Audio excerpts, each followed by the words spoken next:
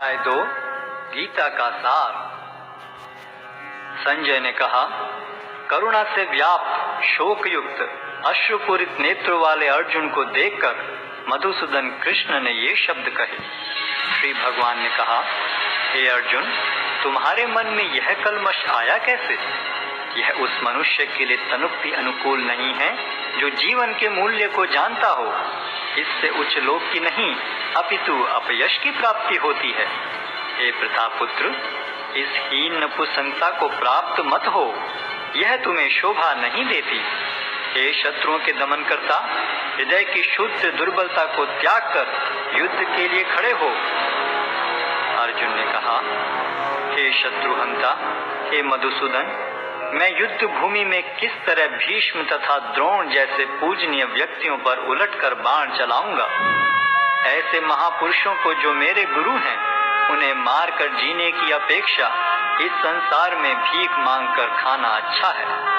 भले ही वे सांसारिक लाभ के इच्छुक हों, किंतु हैं तो गुरुजन ही। यदि उनका वध होता है तो हमारे द्वारा भोग्य प्रत्येक वस्तु उनके रक्त से सनी होगी।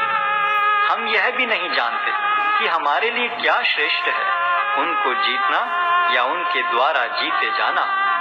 यदि हम धृतराष्ट्र के पुत्रों का वध कर देते हैं तो हमें जीवित रहने की आवश्यकता नहीं है, फिर भी वे युद्ध भूमि में हमारे समक्ष खड़े हैं। अब मैं अपनी कृपण दुर्बलता के कारण अपना कर्तव्य भूल गया हूँ और सारा धैर्य खो चुका हूँ।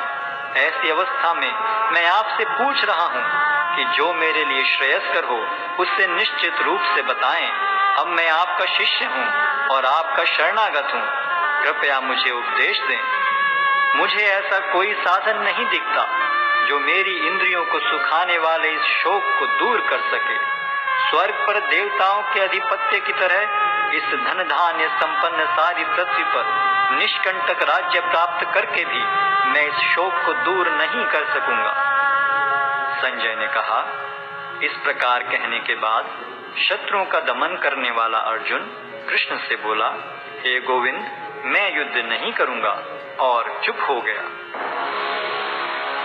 हे भरतवंशी धृतराष्ट्र, उस समय दोनों सेनाओं के मध्य शोकमग्न अर्जुन से कृष्ण ने मानो हंसते हुए ये शब्द कहे। श्री भगवान ने कहा, तुम पांडित्यपूर्ण वचन करते हुए उनके लिए शोक कर रहे हो जो शोक करने योग्य नहीं है। जो विद्वान होते हैं वे न तो जीवित के लिए न ही मृत के लिए शोक करते हैं।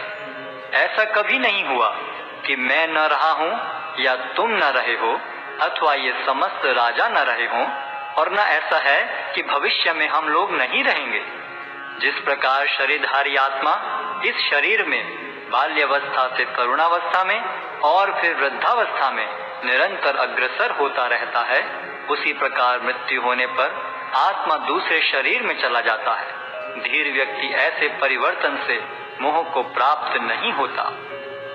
हे कुंती पुत्र, सुख तथा दुख का क्षणिक उदय तथा कालक्रम में उनका अंतर्धान होना सर्दी तथा गर्मी की ऋतुओं के आने जाने के समान है। हे भरतवंशी, वे इंद्रिय बोध से उत्पन्न होते हैं और मनुष्य को चाहिए कि अविचल भाव से उनको सहन करना सीखे। हे पुरुष श्रेष्ठ अर्जुन, जो पुरुष सुख तथा दुख में विचलित नहीं होता और इन दोनों में संभाव रखता है, वह निश्चित रूप से मुक्ति के योग्य है। तत्वदर्शियों ने यह निष्कर्ष निकाला है कि असत का तो कोई चिरस्थायित्व नहीं है, किंतु सत अपरिवर्तनीय रहता है। उन्होंने इन दोनों की प्रकृति के अध्ययन द्वारा यह निष्कर्ष निकाला है। जो सारे शरीर में व्याप्त है उसे ही तुम अविनाशी समझो। उस अव्यय आत्मा को नष्ट करने में कोई भी समर्थ नहीं है। अविनाशी, अप्रमेय तथा शाश्वत जीव के भौतिक शरीर का अंत अवश्यम भावी है। अतः हे भरतवंशी, युद्ध करो। जो इस जीवात्मा को मारने वाला समझता है तथा जो इसे मरा हुआ समझता है, वे दोनों ही अज्ञानी हैं, क्योंकि आत्मा न तो मरता है और न मारा जाता है। आत्मा के लिए किसी भी काल में न तो जन्म है न मृत्यु। वह न तो कभी जन्मा है, न जन्म लेता है और न जन्म लेगा। वह अजन्मा नित्य, शाश्वत तथा पुरातन है। शरीर के मारे जाने पर वह मारा नहीं जाता। हे पार्थ, जो व्यक्ति यह जानता है कि आत्मा अविनाशी, अजन्मा, शाश्वत तथा अव्यय है, वह भला किसी को कैसे मार सकता है या मरवा सकता है? जिस प्रकार मनुष्य पुराने वस्त्रों का त्याग कर नए वस्त्र धारण करता है, उसी प्रकार आत्मा पुराने तथा व्यर्थ के शरीरों को त्याग कर नवीन भौतिक शरीर धारण करता है। यह आत्मा न तो कभी किसी शस्त्र द्वारा खंड खंड किया जा सकता है, न अग्नि द्वारा जलाया जा सकता है, न जल द्वारा भिगोया या वायु द्वारा सुखाया जा सकता है। यह आत्मा अखंडित तथा अघुलनशील है। इसे न तो जलाया जा सकता है, न ही सुखाया जा सकता है। यह शाश्वत, सर्वव्यापी, अविकारी, स्थिर तथा सदैव एक सा रहने वाला है। यह आत्मा अव्यक्त, अकल्पनीय तथा अपरिवर्तनीय कहा जाता है। यह जानकर तुम्हें शरीर के लिए शोक नहीं करना चाहिए, किंतु यदि तुम यह सोचते हो कि आत्मा अथवा जीवन का लक्षण सदा जन्म लेता है तथा सदा मरता है, तो भी हे महाबाहु, तुम्हारे शोक करने का कोई कारण नहीं है। जिसने जन्म लिया है उसकी मृत्यु निश्चित है और मृत्यु के पश्चात पुनर्जन्म भी निश्चित है। अतः अपने अपरिहार्य कर्तव्य पालन में तुम्हें शोक नहीं करना चाहिए। सारे जीव प्रारंभ में अव्यक्त रहते हैं, मध्य अवस्था में व्यक्त होते हैं और विनष्ट होने पर पुनः अव्यक्त हो जाते हैं। अतः शोक करने की क्या आवश्यकता है? कोई आत्मा को आश्चर्य से देखता है, कोई इसे आश्चर्य की तरह बताता है तथा कोई इसे आश्चर्य की तरह सुनता है, किंतु कोई कोई इसके विषय में सुनकर भी कुछ नहीं समझ पाते। हे भरतवंशी, शरीर में रहने वाले का कभी भी वध नहीं किया जा सकता, अतः तुम्हें किसी भी जीव के लिए शोक करने की आवश्यकता नहीं है। क्षत्रिय होने के नाते अपने विशिष्ट धर्म का विचार करते हुए तुम्हें जानना चाहिए कि धर्म के लिए युद्ध करने से बढ़कर तुम्हारे लिए अन्य कोई कार्य नहीं है, अतः तुम्हें संकोच करने की कोई आवश्यकता नहीं है। हे पार्थ, वे क्षत्रिय सुखी हैं जिन्हें ऐसे युद्ध के अवसर अपने आप प्राप्त होते हैं, जिससे उनके लिए स्वर्ग लोक के द्वार खुल जाते हैं। किंतु यदि तुम युद्ध करने के स्वधर्म को संपन्न नहीं करते, तो तुम्हें निश्चित रूप से अपने कर्तव्य की उपेक्षा करने का पाप लगेगा और तुम योद्धा के रूप में भी अपना यश खो दोगे। लोग सदैव तुम्हारे अपयश का वर्णन करेंगे और सम्मानित व्यक्ति के लिए अपयश तो मृत्यु से भी बढ़कर है। जिन जिन महान योद्धाओं ने तुम्हारे नाम तथा यश को सम्मान दिया है, वे सोचेंगे कि तुमने डर के मारे युद्ध भूमि छोड़ दी है और इस तरह वे तुम्हें तुच्छ मानेंगे। तुम्हारे शत्रु अनेक प्रकार के कटु शब्दों से तुम्हारा वर्णन करेंगे और तुम्हारी सामर्थ्य का उपहास करेंगे। तुम्हारे लिए इससे दुखदाई और क्या हो सकता है? हे कुंती पुत्र, तुम यदि युद्ध में मारे जाओगे तो स्वर्ग प्राप्त करोगे, या यदि तुम जीत जाओगे तो पृथ्वी के साम्राज्य का भोग करोगे। अतः दृढ़ संकल्प करके खड़े हो और युद्ध करो। तुम सुख या दुख, हानि या लाभ, विजय या पराजय का विचार किए बिना युद्ध के लिए युद्ध करो। ऐसा करने पर तुम्हें कोई पाप नहीं लगेगा। यहाँ मैंने वैश्लेषिक अध्ययन द्वारा इस ज्ञान का वर्णन किया है। अब निष्काम भाव से कर्म करना बता रहा हूँ, उसे सुनो। हे प्रतापपुत्र, तुम यदि ऐसे ज्ञान से कर्म करोगे तो तुम कर्मों के बंधन से अपने को मुक्त कर सकते हो। इस प्रयास में न तो हानि होती है न ही ह्रास, अपितु इस पथ पर की गई अल्प प्रगति भी महान भय से रक्षा कर सकती है। जो इस मार्ग पर चलते हैं वे प्रयोजन में दृढ़ रहते हैं और उनका लक्ष्य भी एक होता है।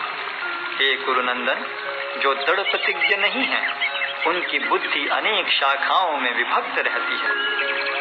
अल्पज्ञानी मनुष्य वेदों के उन अलंकारिक शब्दों के प्रति अत्यधिक आसक्त रहते हैं जो स्वर्ग की प्राप्ति, अच्छे जन्म, शक्ति इत्यादि के लिए विविध सकाम कर्म करने की संस्तुति करते हैं।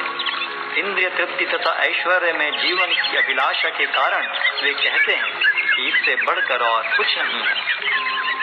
जो लोग इंद्रिय भोग तथा भौतिक ऐश्वर्य के प्रति अत्यधिक आसक्त होने से ऐसी वस्तुओं से मोहग्रस्त हो जाते हैं, उनके मनों में भगवान के प्रति भक्ति का दृढ़ निश्चय नहीं होता। वेदों में मुख्यतः प्रकृति के तीनों गुणों का वर्णन हुआ है।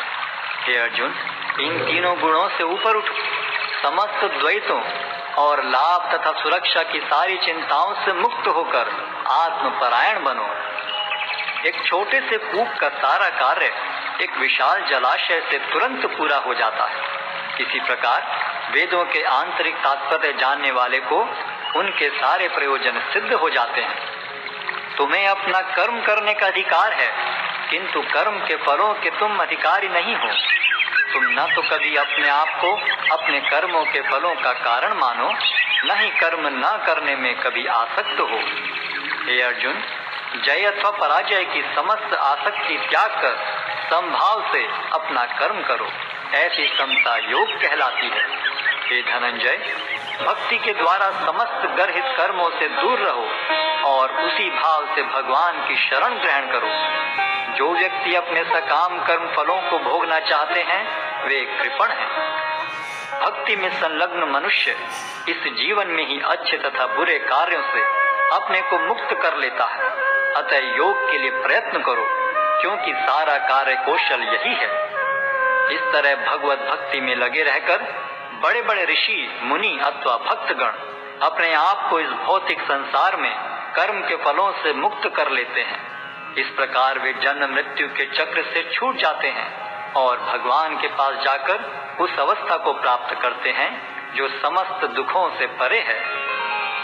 जब तुम्हारी बुद्धि मोह रूपी सघन वन को पार कर जाएगी, तो तुम सुने हुए तथा सुनने योग्य सबके प्रति अन्य मनस्क हो जाओगे। जब तुम्हारा मन वेदों की अलंकारमयी भाषा से विचलित न हो और वह आत्म साक्षात्कार की समाधि में स्थिर हो जाए, तब तुम्हें दिव्य चेतना प्राप्त हो जाएगी। अर्जुन ने कहा, हे कृष्ण, अध्यात्म में लीन चेतना वाले व्यक्ति के क्या लक्षण हैं? वह कैसे बोलता है तथा उसकी भाषा क्या है? वह किस तरह बैठता और चलता है?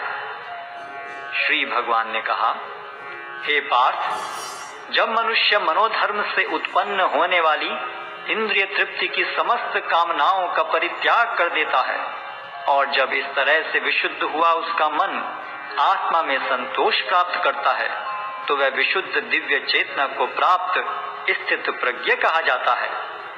जो त्रय तापों के होने पर भी मन में विचलित नहीं होता अथवा सुख में प्रसन्न नहीं होता और जो आसक्ति, भय तथा क्रोध से मुक्त है, वह स्थिर मन वाला मुनि कहलाता है।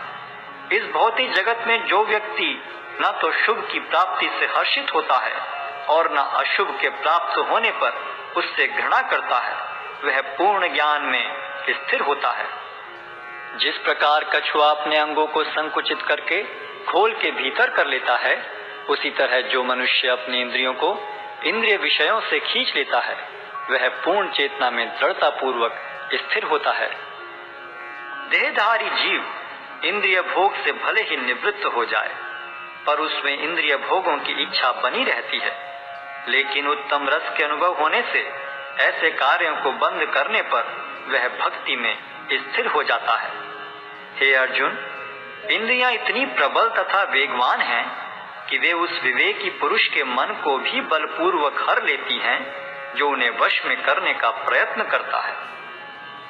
जो इंद्रियों को पूर्णतया वश में रखते हुए इंद्रिय संयम करता है और अपनी चेतना को मुझ में स्थिर कर देता है, वह मनुष्य स्थिर बुद्धि कहलाता है।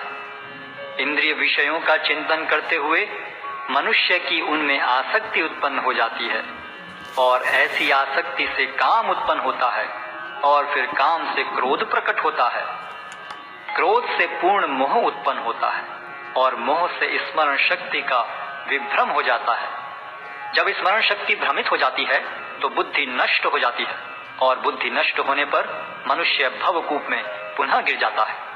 किंतु समस्त राग तथा द्वेष से मुक्त एवं अपनी इंद्रियों को संयम द्वारा वश में करने में समर्थ व्यक्ति भगवान की पूर्ण कृपा प्राप्त कर सकता है। इस प्रकार से कृष्ण भावनामृत में तुष्ट व्यक्ति के लिए संसार के तीनों ताप नष्ट हो जाते हैं और ऐसी तुष्ट चेतना होने पर उसकी बुद्धि शीघ्र ही स्थिर हो जाती है। जो कृष्ण भावनामृत में परमेश्वर से संबंधित नहीं है, उनकी न तो बुद्धि दिव्य होती है और न ही मन स्थिर होता है। जिसके बिना शांति की कोई संभावना नहीं है, शांति के बिना सुख हो भी कैसे सकता है।